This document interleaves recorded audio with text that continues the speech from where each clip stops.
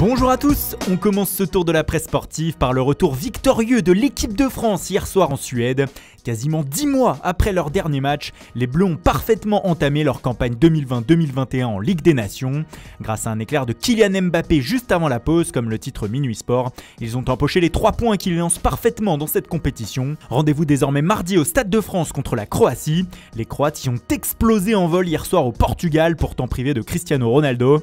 Les champions d'Europe en titre se sont imposés 4-1 et ont fait une entrée en champion, comme l'écrit O Jogo. Cancelo, Jota, João Félix et André Silva ont été les buteurs du soir.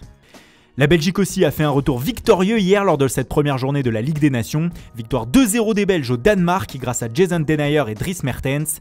Un retour gagnant comme le titre sobrement la dernière heure ce matin.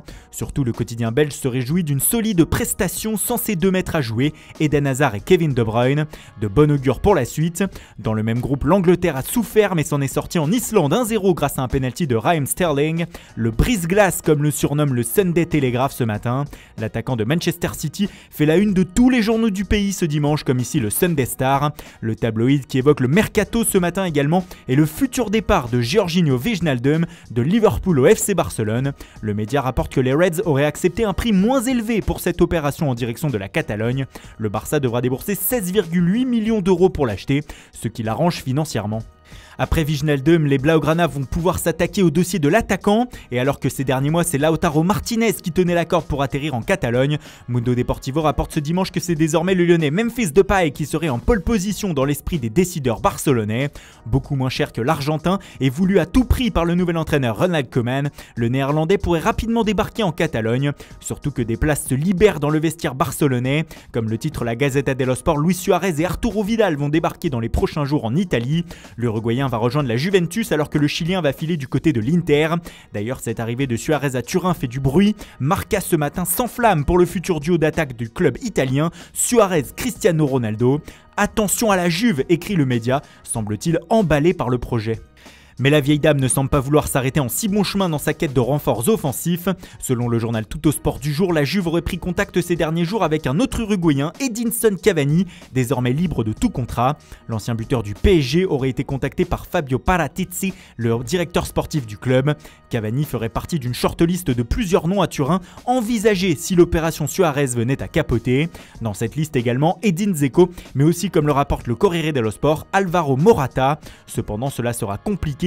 Diego Simeone, le coach de l'Atlético, n'étant pas très chaud à l'idée de perdre son joueur. Et toute cette actualité mercato nous amène bien sûr au feuilleton des dernières semaines, celui de Lionel Messi. Il est désormais clos, l'Argentin ayant indiqué qu'il allait rester une saison de plus à Barcelone. Mais ce matin, la course à son recrutement l'été prochain, lorsqu'il sera libre, a visiblement déjà commencé. Le Manchester Evening News s'exclame ce matin « Ce n'est pas fini ». Le quotidien croit savoir que Manchester City serait toujours en pole position pour le faire venir en 2021-2022 et l'idée plairait toujours à la Pulga. Comme le rapporte Sport également, Messi attend de connaître les résultats des élections à la présidence du Barça en mars prochain avant de décider de son avenir. Suivant la personne élue, il pourrait envisager de rester encore un peu, mais pour le moment il est venu le temps de rejouer pour Messi. Ce matin il va effectuer son test PCR au Covid-19 avant de s'entretenir avec Ronald Koeman, avant un possible retour demain sur les terrains d'entraînement du FC Barcelone.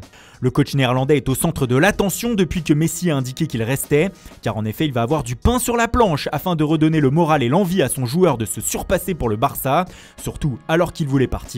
Comme l'écrit As, c'est le plus grand défi déjà de Koeman en cette avant-saison, sauver Messi. Il doit récupérer le grand Léo pour cette saison et le veut à tout prix dans son équipe, car comme il l'a indiqué lors de sa présentation, c'est un joueur qui te fait gagner des matchs.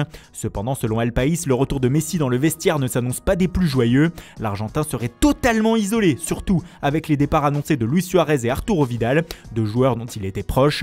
Pas mal de joueurs aussi verraient d'un très mauvais œil l'accumulation de privilèges dont bénéficie la Pulga depuis de nombreuses années. Bref, les secousses du tremblement de terre Messi vont se faire sentir encore longtemps au FC Barcelone. Voilà, c'est tout pour ce matin. Merci pour votre fidélité, bonne journée à tous et rendez-vous dès ce soir pour un nouveau journal du Mercato.